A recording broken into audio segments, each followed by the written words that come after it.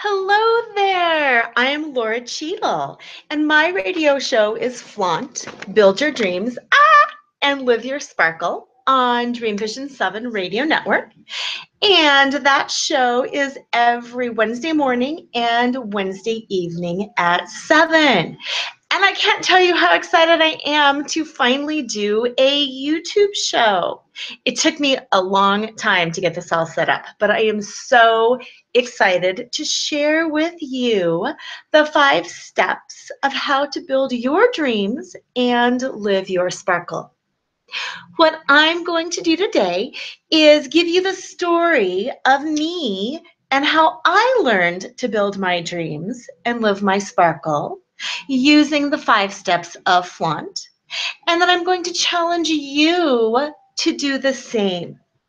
So by the end of this segment, you should have 5 awesome tips and ideas on how to create the kind of life that you would like to create and what you can be doing in your everyday life to become more authentically you. So, are you ready? I am so glad. Growing up, I wanted to be 2 things. I wanted to be either a magical fairy princess or a ballerina, which, according to my parents, were not real jobs. Now, I don't know if you guys have ever heard the Jimmy Buffett song, A Pirate Looks at 40, but it's a fantastic song. And the lyrics to that song really describe my problem. The occupation that I wanted, magical fairy princess or ballerina, just was not around. And the lyrics to the song A Pirate Looks at 40 talk about Jimmy Buffett wanting to be a pirate, and the occupation pirate just wasn't around. So as you can see, there were a lot of similarities between what was going on with me and what was going on in that song. Now, I spent 40 some years believing that my occupation just wasn't around. I spent 40 some years believing that I could not be a magical fairy princess or a ballerina. But through the 5 steps of Flaunt, I, at the age of 44, was finally able to become both the magical fairy princess and a ballerina. And I'm going to tell you how I did it so you can do the same. Now, these steps empowered me to go from corporate attorney, because I spent 10 years as a corporate attorney, to life choreographer and dancer, which are the 2 things that were really near and dear to my heart. So I want to challenge you first to go within and think about what it is that you really want to do. What do you really want to be when you grow up? Now, I don't care how old you are. I don't care if you're 18 or if you're 97. What is that thing in your heart that you really want to do? What is your message? What is your burning passion? What is that thing? And I want you to take some time and to go back and to really think about that. Don't just answer it, based on, oh, I want to be a whatever. Really feel your answer. And while you're doing that, I am going to tell you how it happened for me. Now, growing up, I was an only child. Not only was I an only child, but I was an only grandchild on both sides, as well as an only great grandchild on both sides, which I know is very unique. And yes, I was spoiled. It was wonderful. I was spoiled rotten. But I also had an awful lot of pressure put on me. And let me tell you why. My family did fine, but we didn't have a ton of extra resources. And I knew that everybody was working for me. Everybody was working for my benefit. When I took ballet lessons, my grandparents would kick in. When I became a pom in high school and did dancing that way, same thing. Grandparents would kick in. They would give me money for the letter jacket. They would give me money for, POMS camp, for ballet camp, whatever. Everybody was pulling for me. So I really felt like I had to be perfect. I had to make their investments worthwhile. I couldn't just take the money and go off to cheerleading camp or ballet summer school and mess up. I had to honor what everybody was doing on my behalf by doing the right thing. Also, since it was just me, I really had to meet everybody's expectations. I had to be smart because one set of grandparents really valued that. I had to be talented and work into my acting and singing and all of those things because another set of grandparents really valued that. I felt like I had to be good and kind and sweet and smart and blah, blah, blah, blah, for everybody because it was just me. So I really had to meet everybody's expectations. And, for the most part, that was fun and that was fun and I appreciated it. But it also really did put a lot of pressure on me. So when it was time for me to go to college, as you can probably guess, my two career options were magical fairy princess and ballerina. And even though I was a good dancer, I had spent a lot of years dancing, my family said, ballerina is not a real career option. And we're not paying for you to go to college so you can major in dance. That just doesn't fly with us. You need a real major. So that left magical fairy princess. Now, for me, what that meant for me was helping people. For me, being a magical fairy princess meant I could create magic for other people. I could solve problems for people. I could help them be and create and do whatever it was they wanted to be or to create or to do. So I thought, psychology. I think I'm going to major in psychology. Well, I went to my guidance counselor and I said, I want to major in psychology. I'm going to become a therapist. This is going to be great. Now, this was the mid-'80s. And my guidance counselor said, Lora, a 4-year degree in psychology is not worth that much. You really probably don't want to major in psychology unless you intend on going ahead because a 4-year degree in psychology doesn't enable you to do very much. So, being used to meeting other people's expectations, I said, you know what? You're right. Now, since it was the mid-'80s, telecommunication was considered the wave of the future. So I was advised to major in telecommunications. That seemed fine with me, so I did, and everybody was happy, and I enjoyed it. I really enjoyed it. It wasn't that I didn't like it. It was fine. It just wasn't being a dancer, and it wasn't being a magical fairy princess.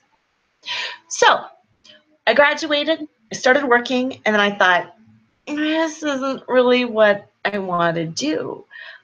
I think being a lawyer would be a much better fit for me. Now, let me tell you why I thought that. Lawyers solve people's problems, and magical fairy princesses solve people's problems. Also, what I loved so much about dance was when the choreographer gives you the choreography. Your job as the dancer is to do that choreography, but it's to infuse it with your personality, with your heart, with your soul, with all of that stuff. And to me, that's what going to law school was like. You take the structure of the law, and then you take the facts of the case, and you fit the facts of the case into the structure of the law. And that seemed fun. So I went to law school. I thought it was great. I really enjoyed it. I graduated, I passed the bar in California as well as Colorado, and I practiced law for about 10 years. Now, I thought it was a perfect fit, but it really wasn't. When people go to see their lawyer, they're usually not happy about going and seeing their lawyer. They're usually paying their lawyer a ton of money. And the reason they've hired a lawyer in the first place is because they've got a problem and they can't solve it and they want you to take care of it. So it wasn't that great of a fit for me. Again, I enjoy solving problems, but I like to solve problems proactively instead of retroactively. I got really tired of cleaning up other people's messes. And usually when I would do my intakes and I would work with my clients, it kept going through my mind, oh my gosh, they did not have to be in this situation at all. If they would have had a life choreographer, someone to work with them and to teach them about the law, about some of the emotions and psychological issues they were having. If somebody could have worked with them physically, mentally, emotionally, spiritually, they probably would not be in this situation. They probably would have been able to solve their problems and their life would have been a lot better. That's what I wanted to do. I wanted to be that life choreographer, otherwise known as a magical fairy princess, and I wanted to help people solve their problems before they became big problems. So that is where Flaunt and the 5 steps of Flaunt kicked in for me. Now, in case you have not listened to my radio show before, Flaunt is an acronym. The F stands for Find Your Fetish. The L stands for Laugh Out Loud. The AU stands for Accept Unconditionally. The N stands for Navigate the Negative. And the T stands for Trust in Your Truth. And it was those 5 steps that enabled me to make that leap from corporate attorney to life choreographer. So this is how it worked for me. Step 1, find your fetish. A fetish is defined as something that you have an unreasonable passion for, an unreasonable attachment for. It's something that makes you giddy and happy and joyful, and it doesn't necessarily make sense. And that's what's so beautiful about it. Because if you think about watching children at play, kids play because they like to play. Kids play for the sake of playing. Playing does not benefit them in any way. And that's what finding your fetish is all about. It's getting yourself back in that flow of doing things that you love to do and that you're passionate about. And again, it doesn't matter how old you are or how much money you have or anything like that. There are adult sports leagues. There are rec centers. There are groups online. There are so many resources out there. Literally anything that you used to be passionate about or anything that you maybe wanted to explore and never got the opportunity, it's out there. And there are other people your age and in your financial condition and physical condition and any limitation you can think of. There are people out there, your tribe is there waiting for you. And all you have to do is connect with your fetish. Find your fetish and try. Now, the little caveat on that is sometimes you're going to try and it's not going to be as much fun as you think it might be, or it's not going to be as much fun as it used to be, and that is so okay. I said I wanted to be a dancer.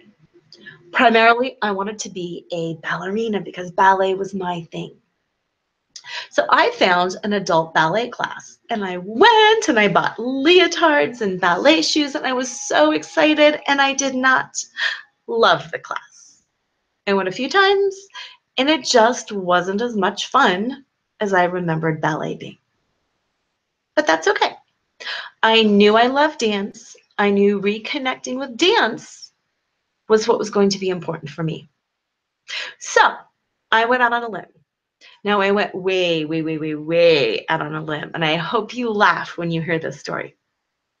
One day I was sitting at my computer, and I was going through Groupon, which is one of those little coupon sites, and I saw an ad for a pole dancing class, and I thought, what is that? Now, we're not talking stripper pole. We are talking circus pole. We are talking strength. We are talking real athleticism. We are talking really cool stuff. And I thought, that could be fun. This is what I'm talking about. And I just clicked purchase, and then I thought, I can't believe I just bought that. I'm not going to go. I'm not young. I'm not strong. I can't do that. I'm not going to go. But the bottom line is I am a little bit cheap. And since I bought it, I was going to use it. So one day I got in the car and I drove down to the studio, and I was terrified. But I walked in, and you know what? I wasn't the oldest there. And I wasn't the most out of shape there. And there were people of all body types. And I thought, okay, I can do this. And yes, I probably made a huge fool out of myself, but I had so much fun. I cannot tell you how much fun I had. So much fun that after I used my little 3-pack of classes, I ended up buying another 10-pack of classes. And I loved it because I had reconnected to my fetish. I had found something that I didn't even know existed because I put myself out there and I took a risk and I tried. So that's the very first step. And that's what I want you to consider. Find your fetish. What got you excited? How did you play? What did you want to explore that you never had the chance to explore? That's the very first thing that you need to do if you want to truly start building your dreams and living your sparkle. Now, the very second step, L, laugh out loud. When I was going to these pole classes, trust me, there was a lot of laughter. But being in that environment with other women, both my age, some younger, some older, some better, some worse, being in that environment really allowed me to reconnect with laughter and the healing power of laughter and how monumental laughter truly is in a person's lifetime. Now, like I said, we're climbing up and down on poles. We fall. When we fall, it wasn't a failure. The teacher didn't say, go home now, you fell off the pole. We would laugh. We laughed at how ridiculous we look. Yes, some of the moves are really sexy and really strong and really empowering, and we couldn't do them at all. And it was funny. It was hysterical. And we laughed with each other, and we teased each other, and we would get sore and bruised, and it was fun and funny. And of course, taking the classes, of course, doing all of that took me away from my family. It took me away from my husband. It took me away from my kids for an extra hour. But here's the difference. I would come home from my dance class sweaty and giggly with stories, with all of this stuff, and I would be happy. And that laughter would permeate our whole household. And everybody was better off because of it.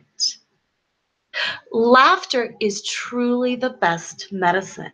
I know that might sound cheesy, but it is. One of the things that I teach my clients is to look at the physicality of laughter. When you laugh and when you cry, your body is doing the same thing. Tears come to your eyes. Your abdominal muscles contract and spasm uncontrollably. It doesn't matter if you're laughing or if you're crying, you're getting that same physical release. It's a completely emotional, powerful experience. And I don't know about you, but I would rather laugh myself to tears than cry and have to go through it that way. There's all kinds of studies out there too, as far as the healing power of laughter. And, if you're curious, go look some of those up. It can heal disease. It can change so much in your physical body, as well as in your mental and your emotional state. So that's step 2. Find things that make you laugh. It doesn't matter what it is. You can be watching funny movies. If you've got a friend who's really funny, hang out with your funny friend. If it's watching something on TV that you find funny, have at it. If it's a book, have at it. If it's laughing at yourself, whatever it is, move that laughter back into your life. Just by doing those first 2 things, finding your fetish, finding what's fun, moving yourself into that place of play, and then 2, laughing out loud, your whole world will start changing. Your whole perspective will start shifting. Now, the next step is AU, accept unconditionally. And that's super simple to say, but that's super challenging to do. Now, unconditional acceptance means just that. It means accepting everything. That means everything unconditionally, both within as well as without. Now, what that looks like, accepting yourself unconditionally means knowing yourself really well. It means embracing your positive attributes as well as your negative attributes. I am good at making people happy. I have a ton of energy and I bring people up and I get excited. And that's my positive attribute. And I need to embrace that. When my clients are down, they call me. When people need energy, they call me. I'm enthusiastic. That's my positive attribute. And I have to know that, and I have to accept that unconditionally. I might not bring other things to the table, however, and that's okay too. I have to accept that unconditionally. For example, I run late all the time, and I know exactly why I run late. I'm always really busy, and I always think I can get one more thing in. So I'll look at my clock, and I'll be like, ooh, I need to leave in 5 minutes. I bet I could vacuum the family room in 5 minutes. And by the time I get out the vacuum cleaner and I start vacuuming, it's been 10 minutes, and then I'm late. So I know that about myself. I have to embrace that shadow side just as much as I embrace the positive side. And then I can work with it. If I am not accepting myself unconditionally, I'm truly not able to share my gifts. And I'm truly not able to overcome my deficiencies because I'm lying to myself, so to speak. So that's what unconditional acceptance looks like on an internal individual level. Now, as far as accepting everybody else in the world unconditionally, here's what that looks like. We all, I don't care who we are, we all have difficult people in our lives who we wish were different. It's okay to wish that people are different, but you can't buy into that wish more than you buy into the reality of what is. Now, I hope that makes sense. If you have a person in your life who is addicted to drugs or alcohol, say, of course you wish they were different, and that's okay. And you can offer help or you can offer resources, but that's all you can do. You can't force them to take that help. You can't force them to take the resources and change. All you can do is accept them for who they are, their attributes as well as their shadow side. So if that person in your world will come to a family function and get drunk, you need to accept that. They will. Maybe you can talk to them about it, maybe not. Maybe you cannot invite them. But what you do have to do is know in your heart that you accept them unconditionally for who they are and for whatever is going on with them. If you have difficult employees, you can't hope that they change. You deal with them as they are. And then it shifts all the responsibility back to you.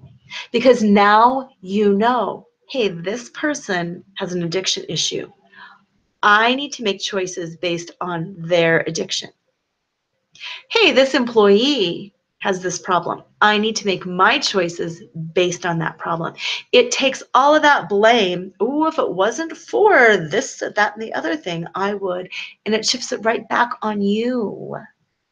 And it allows you to act and react from a choice of pure, extreme honesty. And I actually just recorded a radio show on this concept as it applies to manifestation.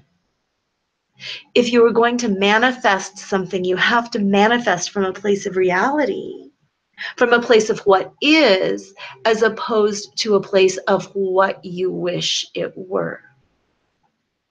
Now, unconditional acceptance is where the magic happens. This is where everything is going to shift in your life if you are truly able to do that. Like I said, finding your fetish is wonderful and it's fun. Laughing out loud is amazing. But accepting unconditionally is where the change really starts taking place. First two steps get you aligned with fun and joy and laughter. That third step is where the change happens. Now, let me tell you how that happened for me. Like I said, I always wanted to be a ballerina and a magical fairy princess. I started taking these pole dancing classes, which got me into finding my fetish and laughing out loud, but it also reawoke something inside of me. And the thing that got woken up was the fact that I wanted to be a dancer. I never got to explore that fully. And hey, at the time I was a 44-year-old mother of two, had a career, and a husband. It didn't make sense. But that didn't matter, and it still doesn't matter. What matters was the fact that I accepted unconditionally that that was still inside of me. I kid you not. As soon as that realization worked its way up into the conscious portion of my mind and I accepted that unconditionally, magic happened. I got a phone call that very next weekend from a girlfriend. And she said, hey, Lora, there are dance auditions next Saturday. Why don't you go? And I went, no. Oh, no, no, no, no. I haven't auditioned for anything in what, 25 years? I'm 44. I'm a mom of two. I'm out of shape. I don't have time. Blah, blah, blah, blah, blah, blah, blah. All these excuses started popping up. And then I thought, hey, why not? What have you got to lose? So I said, you know what?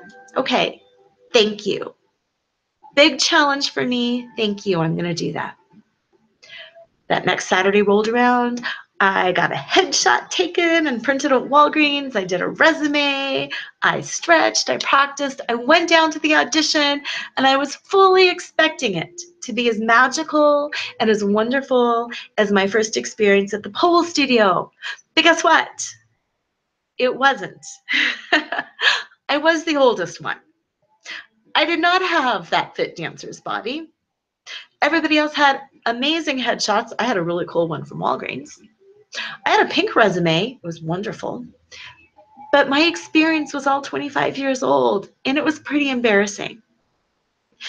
And as I got there, and that sick feeling was kind of bubbling up inside, I was thinking, okay, I can leave. I can go home. Nobody here knows me. I can walk out. And then, like I said, I'm cheap. That cheap part of my brain kicked in, and I thought, who are you kidding? You have used all this gas to get to downtown Denver.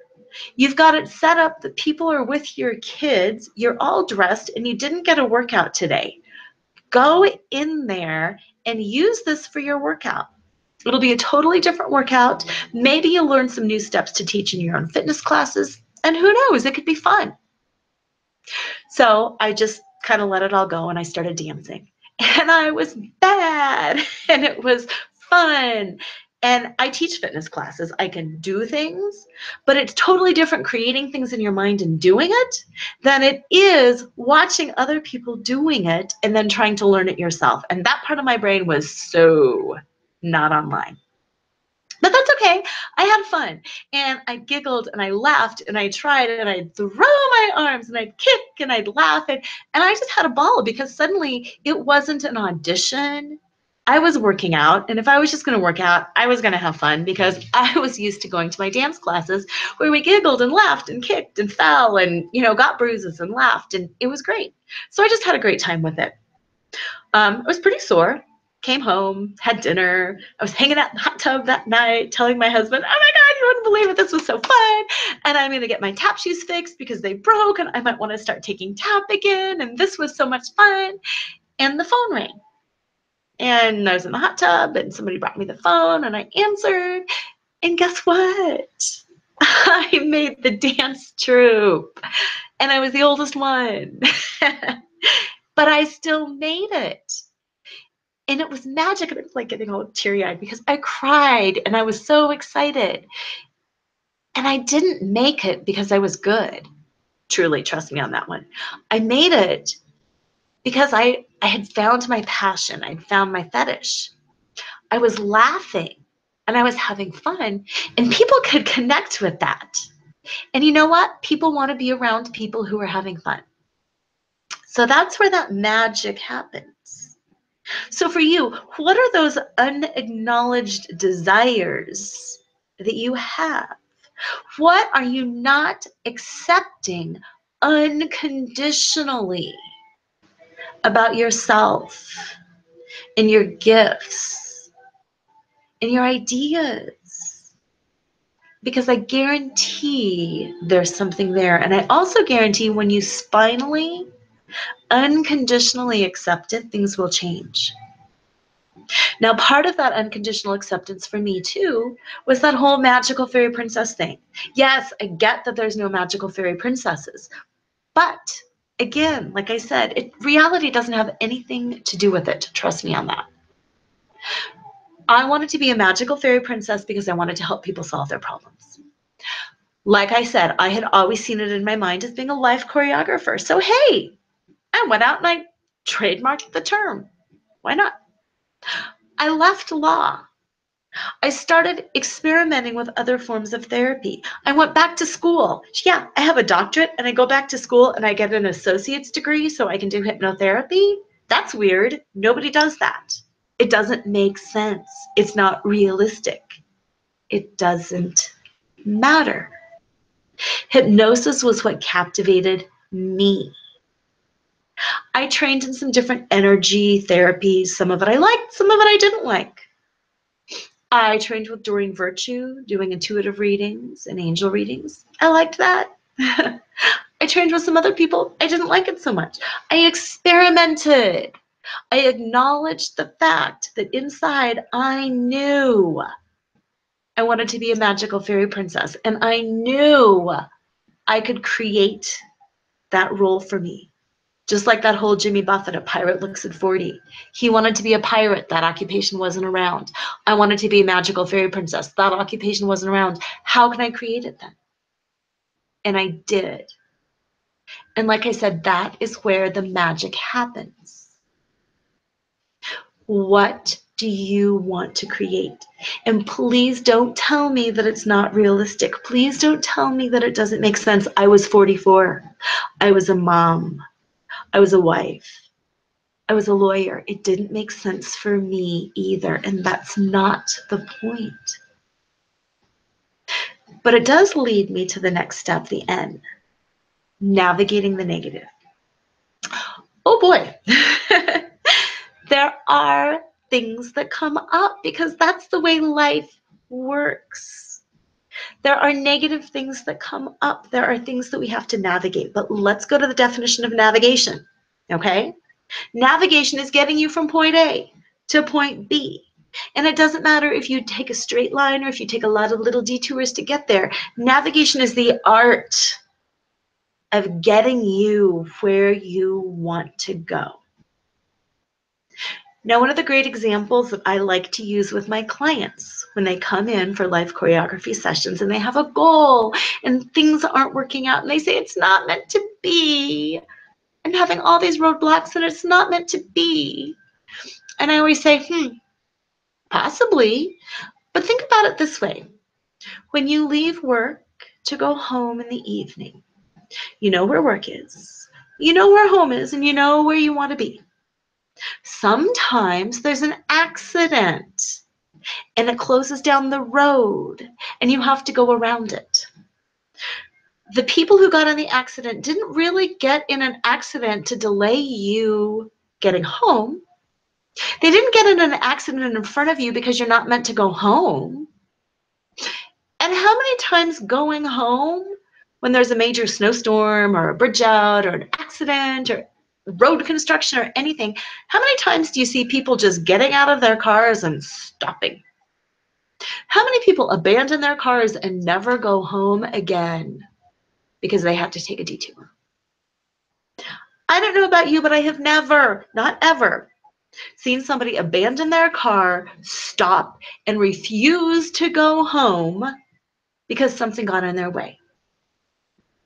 Yes, sometimes there can be a big blizzard and you might have to wait for 24 hours or something like that. Sometimes a bridge goes down and you have to go way out of the way to get home.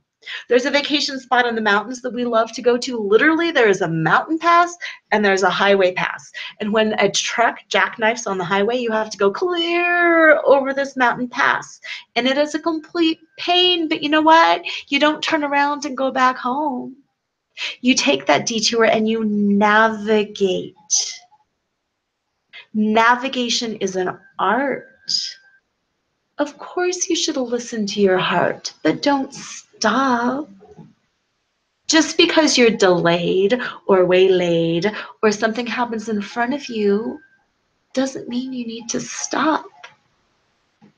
In my journey to be a ballerina and a magical fairy princess, even after I unconditionally accepted that that was what I wanted, and I started taking steps to get there, a lot of negative stuff happened. People thought I was crazy.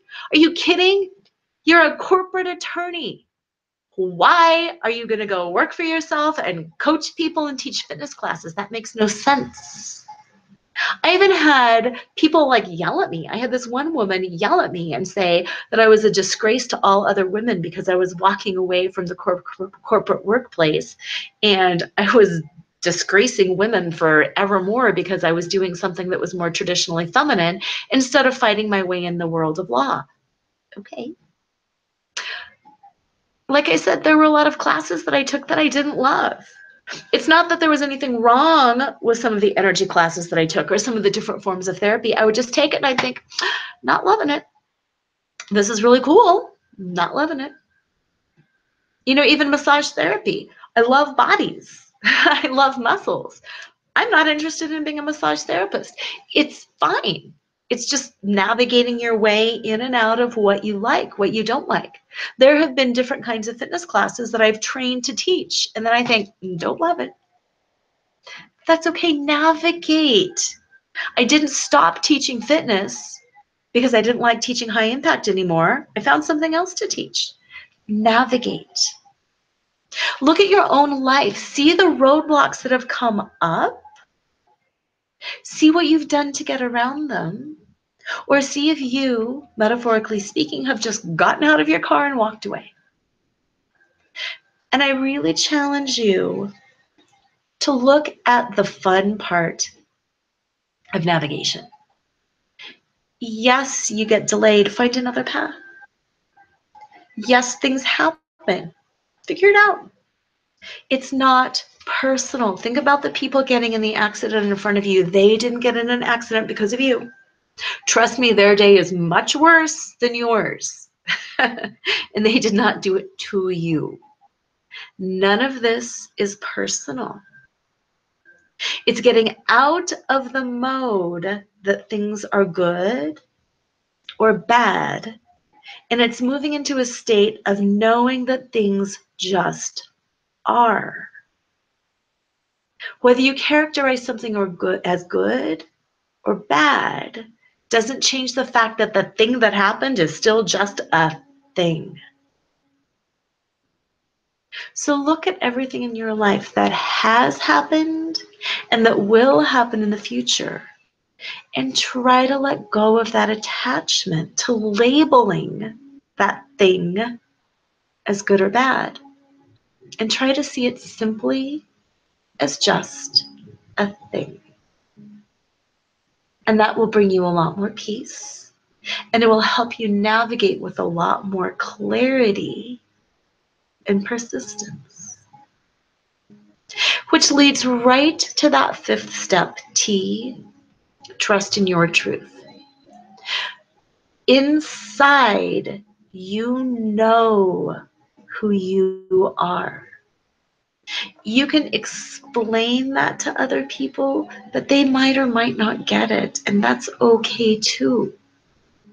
You are the only one who knows how you feel inside. You are the only one who knows what you're capable of and what those hopes and dreams are.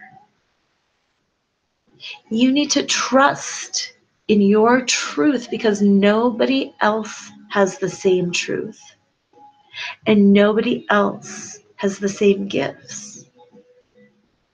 And you can't be looking for anybody outside of you to trust in those truths because nobody can ever truly connect to who you are inside. There's only one you. And your only job is to get your truth out there for the world. Now, if you look at the definition of trust again, trust is like faith. It's a reliance on something that you can't see. It's a reliance on something that you don't know.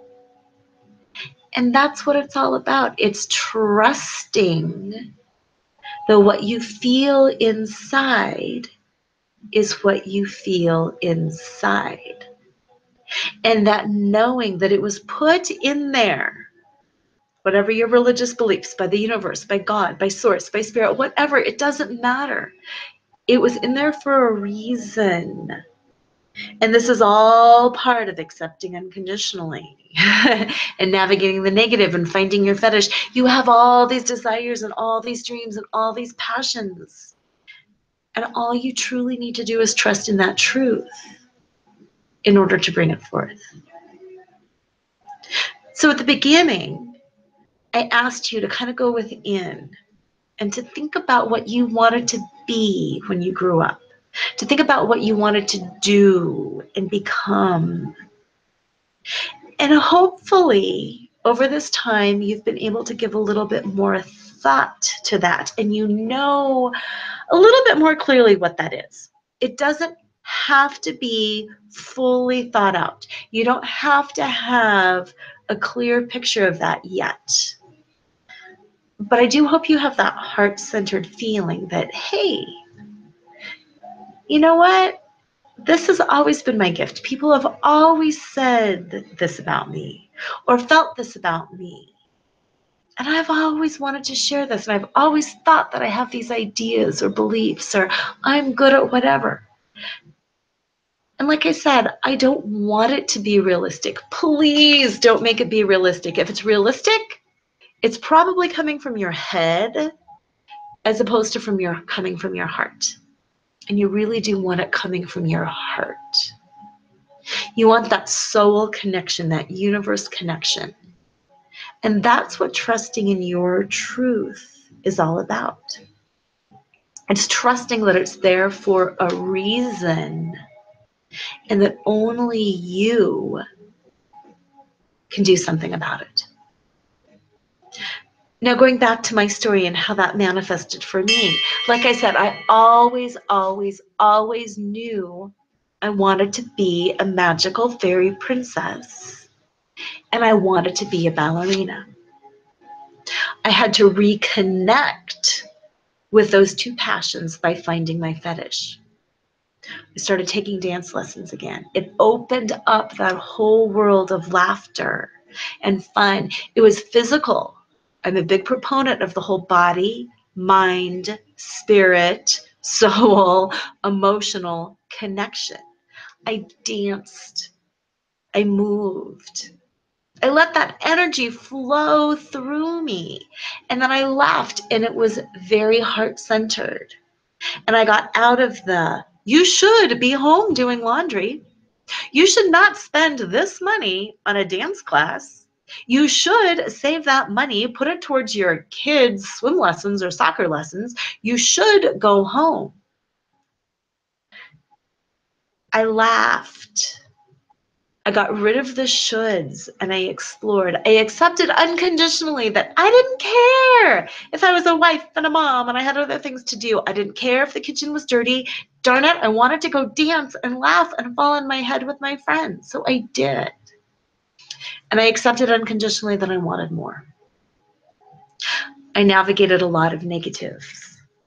Not necessarily negatives, because like I said earlier, things are just things. But I had to figure out, how do I put my law license on hold? How do I go inactive? How do I manage healthcare?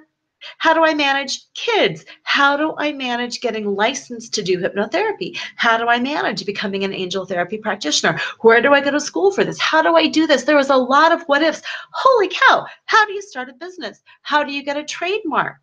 How do you get a sales tech license? How do you start a website? How do you do audio downloads? How do you do video downloads? Oh my gosh. Even today, getting this broadcast up live, you have no idea what we went through. It was way more difficult than it should have been. But guess what? I'm here now, and you're watching it now. And that is the art of navigating the negative. Did I want to quit? Oh, yeah. Trust me, I wanted to quit. I was getting frustrated. I was not loving and laughing. But guess what? I navigated and I got through it because inside me, I know I need to get this message out. I need to work with people. I need to be a magical fairy princess. And guess what else? I need to be on stage dancing too. And I don't care that I am now 48. I still need to be on stage dancing. Guess what? When I'm done here, I teach a dance class to other women my age. And we're going to have fun because that's my truth. And I trust that. And whenever I put it out there, my tribe finds me. But unless I put it out there, unless I trust in that truth, how can my tribe find me? So that's the same thing with you. You have these ideas up here, put them out here so other people can say, ah, you have a good idea. And I've always wanted to do that too. And then they can find you. And if people make fun of you, who cares? They're just not your tribe. Because they have things in here and they're going to go like this and you're going to say, no, thank you. My husband loves NASCAR. I don't get NASCAR. Doesn't matter. I don't have to. It's not my passion. He can put it out there and I can say, no. The things that I love that I'm offering out there, it's not a rejection of me if somebody doesn't like it. If you put something out there, it's not a rejection of you either. All you need to do is trust in your truth, offer it out, and see who comes in and why. Because guess what? They have the same truth somewhere as you do, and it's all going to work. And that is what trusting your truth is all about. And look, my little kitty cat came in. We're going to put him on my lap. So until you trust your truth, You're living somebody else's truth. You're meeting other people's expectations, and you may or may not be meeting your own expectations.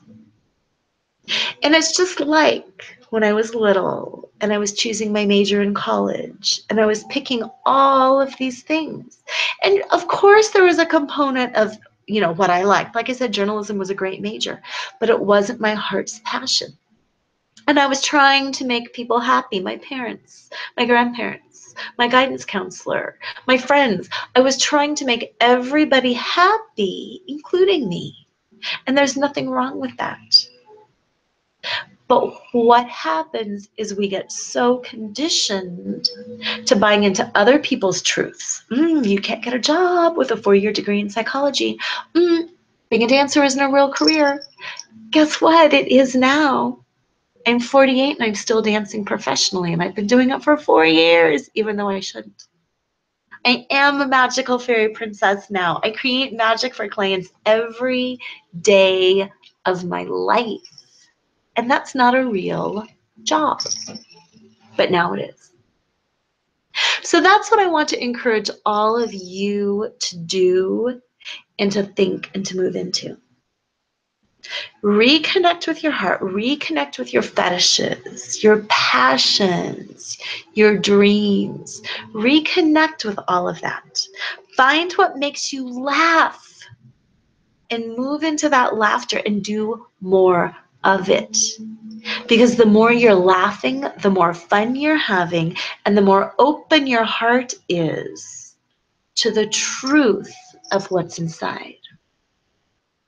Once you do that, accept unconditionally that that's who you are and that that's what you want. And accept your station in life unconditionally too. Accept your age. Accept your physical condition. Accept your financial resources. Accept all of them.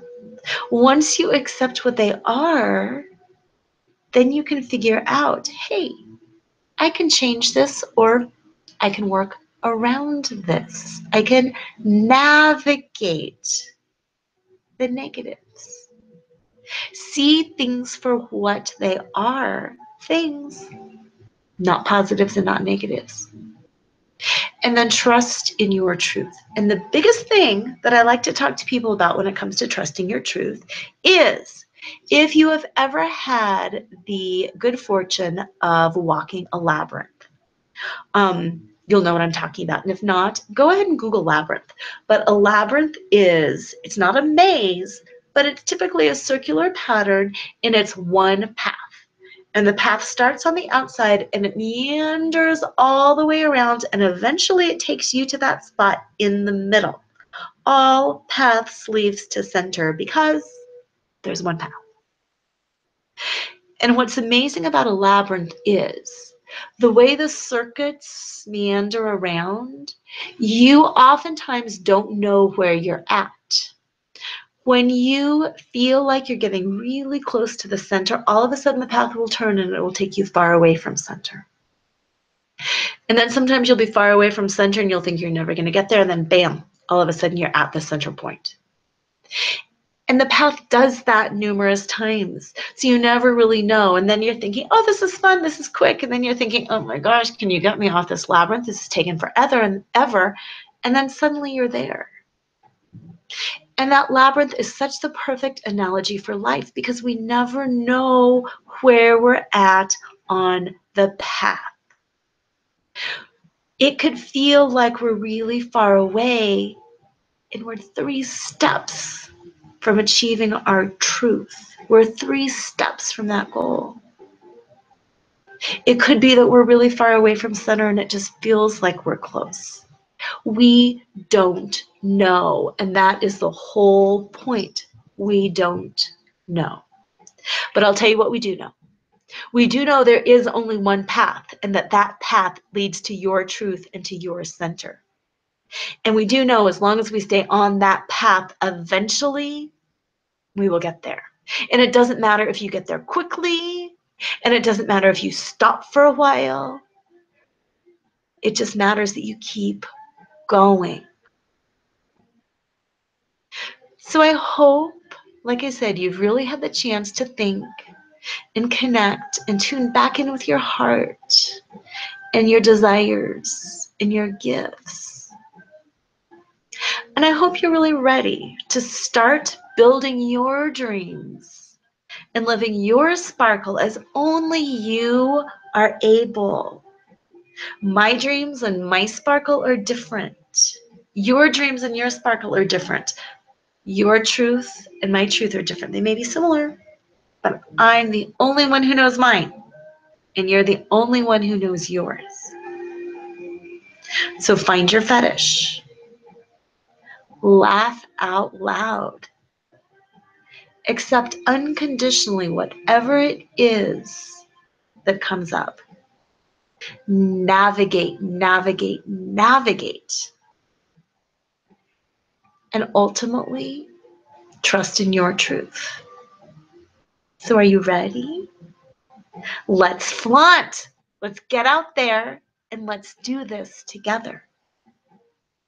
Now, if I can support you in any way, I would be so honored and humble to do that. Because like I said, that's what I like to do. I like to be the magical fairy princess. You can find me on Facebook, Lora, Lora, Plank, Plank, Cheadle, Cheadle.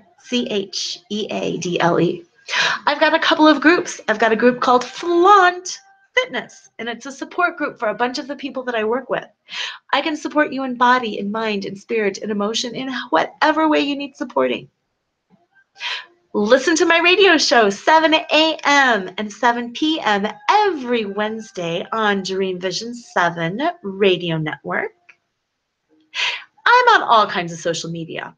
Instagram, Facebook. You can also find my Pyramid Fusion. The name of my company is Pyramid Fusion. You can email me, Lora, Lora, at Pyramid Fusion. And it's pyramid, like little pyramid, fusion, like blending it together.com. You can even text me or call me, 303-994-4945. You're on YouTube right now. You can find me through the station. You can leave a little comment down below and you can ask me questions, or you can challenge things, or you can pick my brain for anything. Please reach out. Like I said, the key is offering up. Moving it out of your head, down to your heart, moving it out to the universe so your tribe can find you. Come find me if you think I might be part of your tribe. Have a glorious, fantastic, wonderful week. Please reach out and don't forget to flaunt. Bye-bye.